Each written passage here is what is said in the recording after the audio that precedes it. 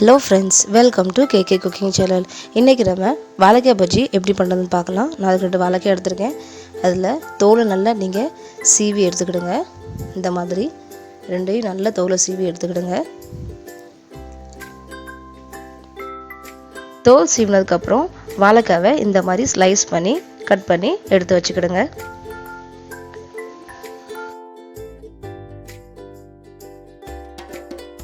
பஜ்ஜி மாவு பண்ணுறதுக்கு 300 கிராம் அளவுக்கு கடலை மாவு எடுத்துக்கிடுங்க. இது கூட 1 டீஸ்பூன் சில்லி பவுடர் ஆட் பண்ணிக்கிடுங்க. தேவையான அளவுக்கு உப்பு ஆட் பண்ணிக்கலாம். கொஞ்சமாக கேசரி பவுடர் ஆட் பண்ணிக்கிடுங்க. அப்புறம் 1 டீஸ்பூன் இஞ்சி வெள்ளைப்பூடு பேஸ்ட் ஆட் பண்ணிக்கலாம். இப்போ இது எல்லாத்தையும் சேர்த்து நல்லா மிக்ஸ் பண்ணிக்கிடுங்க.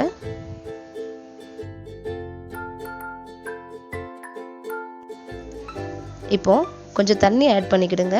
ஆட் பண்ணிவிட்டு கட்டியான பதத்துக்கு இதை நல்லா மிக்ஸ் பண்ணி எடுத்துக்கிடுங்க.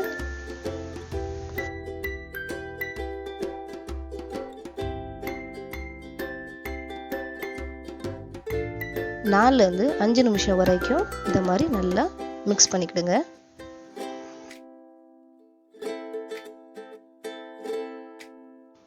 நான் இதில் 1 கப் தண்ணி சேர்த்துருக்கேன். பார்த்திங்கன்னா எந்த விதமான கட்டியும் இதில் இல்லை. நல்லா இதை மிக்ஸ் பண்ணி எடுத்துக்கிடுங்க. இந்த மாதிரி அப்போ தான் நல்லா சாஃப்டாக வரும். ரொம்பவும் தண்ணியாக இருக்கக்கூடாது, ரொம்பவும் கட்டியாக இருக்கக்கூடாது. மீடியமான பதத்தில் இருந்தால் போதும்.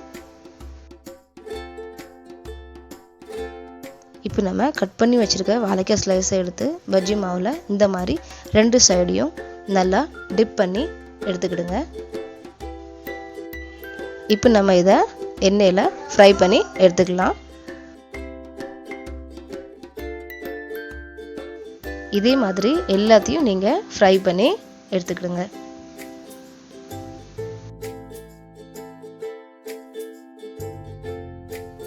ஒரு சைடு வெந்துட்டு நீங்கள் இதை திருப்பி போட்டுக்கலாம். பஜ்ஜி இன்னும் கொஞ்சம் நேரம் வேகணும். நல்லா வேக வச்சதுக்கப்புறம் இதை நீங்கள் எடுத்தால் போதும்.